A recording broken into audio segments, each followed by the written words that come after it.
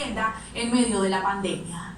El procedimiento, aunque es legal, podría convertirse en irregular si estas personas llegaran a ser víctimas de contagio del coronavirus. Mientras tanto, el patrullero Zúñiga, quien hizo visible la situación, enfrenta una investigación disciplinaria.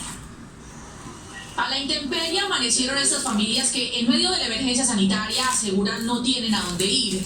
Lo que queremos hacer visible ante la comunidad y ojalá ante el país es que nos están robando la tierra y que tenemos todos los argumentos legales para demostrar eso, con planos cambiados, con sobornándonos entidades del Estado. Y es que aunque es una orden judicial que viene desde el año 2018, estas personas dicen que no han recibido ayudas ni soluciones a su situación. No han ofrecido nada. Y es más, así nos ofrezcan, nos quieren robar, porque nos van a mandar para cualquier lugar en un lugar donde las tierras pueden ser con conflicto social, por decir algo, llano verde. La gran polémica surge porque el procedimiento se realiza en medio de una declaratoria de cuarentena nacional y aislamiento preventivo. Sin embargo, jurídicamente no es ilegal.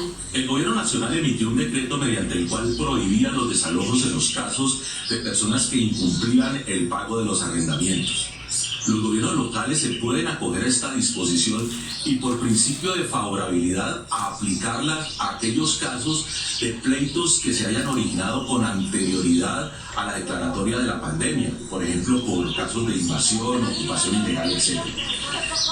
Decretar un desalojo en estas condiciones de emergencia, exponiendo a las personas desalojadas al desamparo y al contagio, hace que una decisión que puede ser legal se torne ilegítima. De acuerdo con el alcalde de Cali, Jorge Iván Ospina, su deber es proteger al río Pance y además estas familias estarían en riesgo. Nosotros nos mantenemos en la idea de que no vamos a dejar invadir las riberas del río Pance. No solamente porque es un ecosistema del colectivo, sino porque también allí habrían grandes riesgos de ubicar viviendas y venga una borrasca. Y adicionalmente porque no se puede construir vivienda que emita heces, aguas sucias al cauce del río. Nosotros tenemos subsidios de arrendamiento, los podemos incorporar a los programas de vivienda. Pero, ¿qué se construirá en la zona en donde fueron desalojadas estas personas? Esos suelos del sector de Pance fueron cedidos en el marco del proceso de parcelaciones de Pance para el desarrollo de la malla vial de Cali. De acuerdo con el plan de ordenamiento territorial, por allí debe pasar el trazado de la avenida Circunvalar y el anillo vial perimetral que debe conectar la avenida Circunvalar que hoy existe con la prolongación de la avenida Ciudad de Cali al sur de la ciudad. Mientras tanto, el patrullero Ángel Zúñiga, quien hizo visible esta situación al negarse a realizar el desalojo, retornó a sus labores mientras se adelanta la respectiva investigación. El patrullero Ángel Zúñiga en ese momento se encuentra laborando.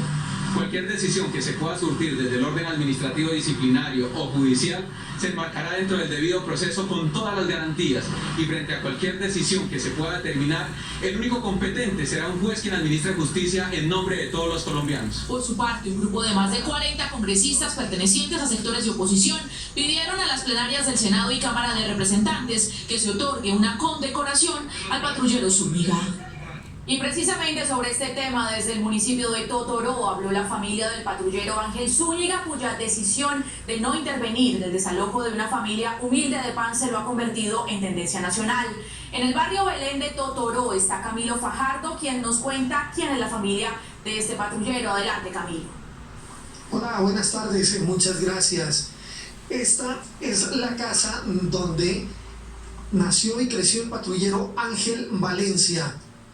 Aquí también recibió los valores que a juicio de su familia lo impulsaron ayer a tomar la decisión de no participar en un procedimiento de desalojo de humildes familias en el sector de Pance. Hablamos con cada uno de ellos y preparamos la siguiente historia. Zúñiga y Dolly Valencia conformaron un hogar de 3 hijos, Rubén, Ángel y Juan Sebastián. Los 2 mayores decidieron ingresar a la policía, pero el mayor de la familia fue asesinado por desconocidos hace 5 años. El segundo, Ángel, protagonizó un hecho que hoy le da la vuelta al mundo. No, que se nos vino el mundo encima y ahora mi hijo, ¿qué castigo irá a recibir por no haber obedecido esa orden? Para su familia, la decisión tomada por el patrullero Ángel se basa en los valores que recibió de niño. Sus padres siempre le inculcaron ser solidario. Hemos tenido unión como hermanos, nos amamos mucho. Es un amor verdadero, es un amor de que pues mis padres nos han inculcado desde pequeños. Esta humilde familia, que depende en gran parte de la ayuda del patrullero Ángel, los altos mandos y su hijo no sea sancionado o destituido. Lo pueden mandar a la cárcel, le pueden tomar, cantidad de cosas. Entonces me angustié mucho. Mi hijo fue un berraco y me enorgullece de ser el papá de él. Ángel, te quiero mucho. La familia Zúñiga Valencia espera el visto bueno de las autoridades de Totoró para viajar a Jamundí, donde su hijo permanece detenido en una estación de policía. La familia Zúñiga Valencia espera en la tarde de hoy encontrarse con el patrullero Ángel en el Valle del Cauca. Esta es la información desde el municipio de...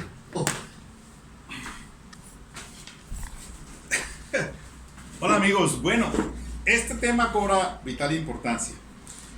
Está difundiéndose esta noticia hoy 10 de junio de 2020 y sirve para hacer este ejercicio académico.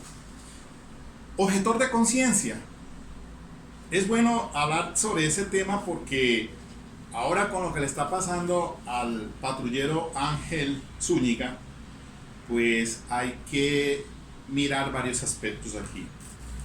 A las instancias judiciales, seguramente la justicia penal militar que irá a abordar la investigación penal.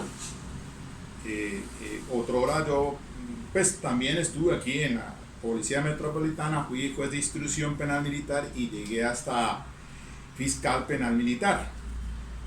Por eso de pronto esa experiencia me da para pues hablar sobre este tema que ahora es motivo pues en las redes sociales.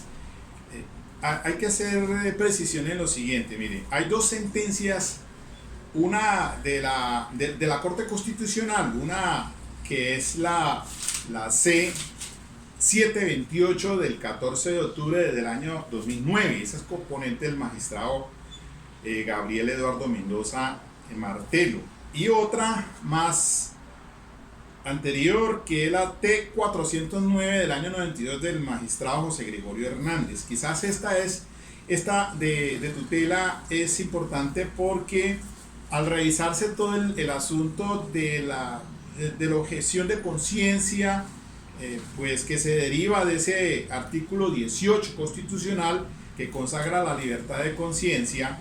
Como dice ahí, nadie será molestado por razón de sus convicciones o creencias, ni compelido a revelarlas, ni obligado a actuar en contra de su conciencia. La Corte Constitucional en la C-728 contempla que esta es tiene un fundamento amplio, esta libertad de conciencia pues no se encuentra subordinada a la ley. No obstante, las sentencias de constitucionalidad del artículo 27 de la Ley 48, que es la que contempla el servicio militar obligatorio, dio pie pues para que la Corte Constitucional se manifestara al respecto sobre la objeción de conciencia en la prestación del servicio militar. Declara exequible ese artículo 27, pero exhorta al Congreso a que se manifieste sobre la objeción de conciencia. Queda revaluado eso de que se trató en la Asamblea Nacional Constituyente, que no quedó incluida la objeción de conciencia como tal en la norma del código de nuestra Constitución Política del 91. Sin embargo, entonces esto cobra vigencia respecto a determinar si el policial, el patrullero como servidor público omitió o extralimitó sus funciones, tal como lo señala pues el general Vázquez y lo dice pues obviamente apoyado en la Constitución Política en su artículo 6. Pero miren, en la sentencia T-409 del 92 pues se consagró lo siguiente, dice: el artículo 18 superior permite al subalterno reclamar el derecho inalienable de no ser obligado a actuar en contra de su conciencia, lo cual conduce necesariamente a distinguir en el campo de la obediencia militar entre aquella que se debe observar por el inferior para que no se quiebre la disciplina y la que, desbordando las barreras del orden razonable, implica un seguimiento ciego de las instrucciones impartidas por el superior. Acá en la fuerza pública, que está integrada por las fuerzas militares y por la Policía Nacional, hay una línea de jerarquía, y obviamente todo lo que vaya en contra de ese ejercicio de su función pública como tal, pues si se desborda debe ser investigado por la justicia penal militar. Ahora, en este caso, reiteramos que esa objeción de conciencia pues tiene, como lo dijo la sentencia C728, dice, hay un límite, dice, encuentra un límite en los derechos de los demás y en la existencia de los deberes jurídicos vinculados a aspectos como los requerimientos de orden público, la tranquilidad, la salubridad o la seguridad colectivas.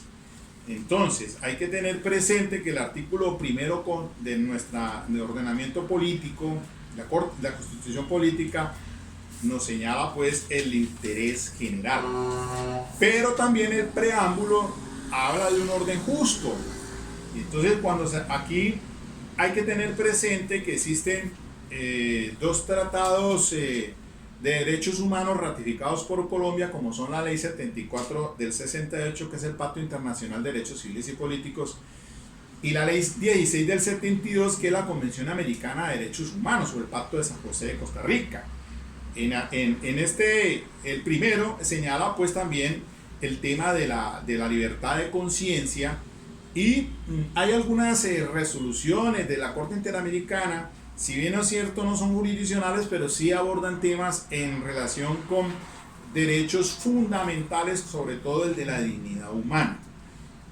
Allí podría ubicarse entonces de que el policial en su conciencia, dentro de esa objeción de conciencia frente a su comportamiento ético o religioso, puede objetar y obviamente decir, bueno, yo no obedezco esa orden del superior. Si bien es cierto, es una orden, entre otras cosas, que no se sabe hasta dónde está la legitimidad, como lo dijo el doctor Elmer Montaño, y voy en esa posición de que puede ser considerado ese procedimiento policial no legal, porque no estuvo sujeto a ciertos criterios jurídicos. Pero bueno, eso no es lo que realmente importa, sino en la actitud del policial en el grupo de, no mediante actitud violenta porque sería una insubordinación, sino oponerse a cumplir esa orden del superior, y que pues obviamente que es una orden legítima, que lo que pasa es que protesta es no cumplirla, y entonces entrega el arma, entrega el radio, y dice, y en la policía vemos que los otros compañeros pues lo que hacen es sacarlo del grupo que está, para que se continuara haciendo el procedimiento de desalojo. Entonces la posición allí es de objetar conciencia en razón pues de unos derechos fundamentales que priman, y que nuestra Constitución, a través del artículo 93, consagra como bloque de constitucionalidad con estas legislaciones, antes de incluso ratificadas por Colombia, antes de la vigencia de la Constitución Política del 91.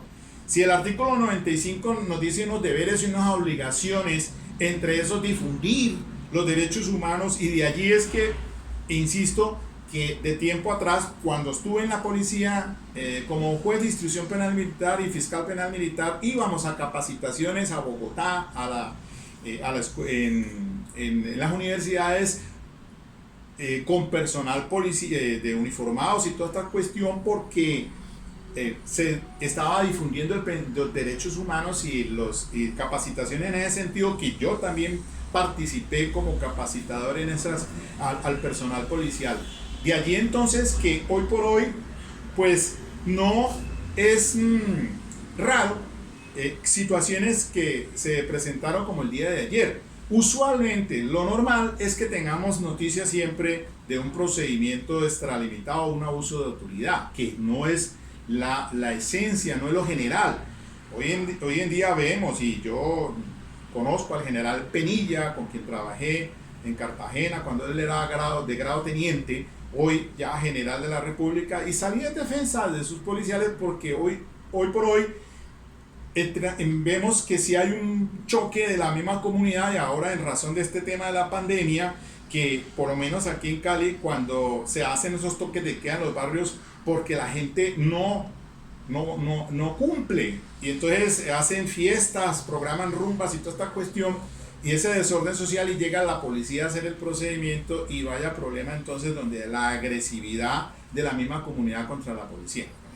A eso entonces se refería el general Penilla defendiendo a su personal policial, pero la institución como tal, las instituciones son buenas. Los hombres son los que a veces, algunos, se desvían de ese compromiso, y por eso pues entonces se dan todas estas situaciones que hemos conocido ya ampliamente en otro tiempo, sobre comportamientos que van en contra de nuestra Constitución y de nuestra legislación por los miembros de la fuerza pública. Sin embargo, hoy por hoy, antes a este señor hay que condecorarlo. Sí, efectivamente, las voces en el contexto social se reclama es que hizo un procedimiento, y vemos que es de extracción humilde. Es un muchacho que pues ya lo vimos ahora en Telepacífico, que hizo el seguimiento. Hizo una extracción humilde, un muchacho pues que lleva 10 años en la institución, sabe que tiene un problema.